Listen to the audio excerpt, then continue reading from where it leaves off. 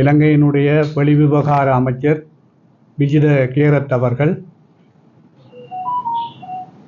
முள்ளிவாய்க்காலில் நடந்த இனப்படுகொலை தொடர்பில் பல்வேறு விதமான முரண்பாடான கருத்துக்களை தெரிவித்திருந்தார். ஆட்சிக்கு வந்து வெளிவிவகார அமைச்சர் பதவியை ஏற்றுக்கொண்ட சில நாட்களில் பாதிக்கப்பட்ட மக்களுக்கு தாங்கள் உள்ளக பொறிமுறை மூலம் நீதி வழங்க இருப்பதாக கதை சொன்ன வெளிவிவகார அமைச்சர் விஜித கேரத் கனடாவில் இனப்படுகொலைக்கான நினைவு தூவி பிரம்டன் நகர சபைக்குள் திறக்கப்பட்ட பின்னர் அதிர்ச்சியடைந்த அவரது செயற்பாடுகள் அவர்களுடைய உண்மையான கடந்த கால ஜேவிபி என்கின்ற முகமூடியை கிழித்தெறிந்து காட்டியது.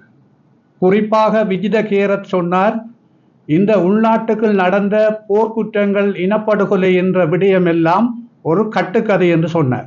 அது மாத்திரமல்ல, இப்படியான இந்த போர்க்குற்றம் இனப்படுகொலை நடந்ததற்கான எந்த விதமான ஆதாரங்களும் இல்லை. இவை திட்டமிட்டு இலங்கை அரசாங்கத்திற்கும் இராணுவத்திற்கும் அவப்பெயர் ஏற்படுத்தக்கூடிய வகையில் நடத்தப்படுகிற ஒரு செயற்பாடு என்று சொல்லியிருக்கிறார். இவ்வளவு விடயங்களும் வன்மையாக கண்டிக்கப்பட வேண்டியவை. காரணம், முள்ளிவாய்க்கால் இறுதி போர்ப்பரப்பில் குறிப்பாக முகமாலையில் யுத்தம் ஆரம்பிக்கப்பட்டது 2006ஆம் ஆண்டு 8ஆம் மாதம் 11ஆம் தேதி ஆரம்பிக்கப்பட்ட அந்த முகமாலை யுத்தம் 2009 மே 18 வரை வன்னி மண்ணில் நடந்தது.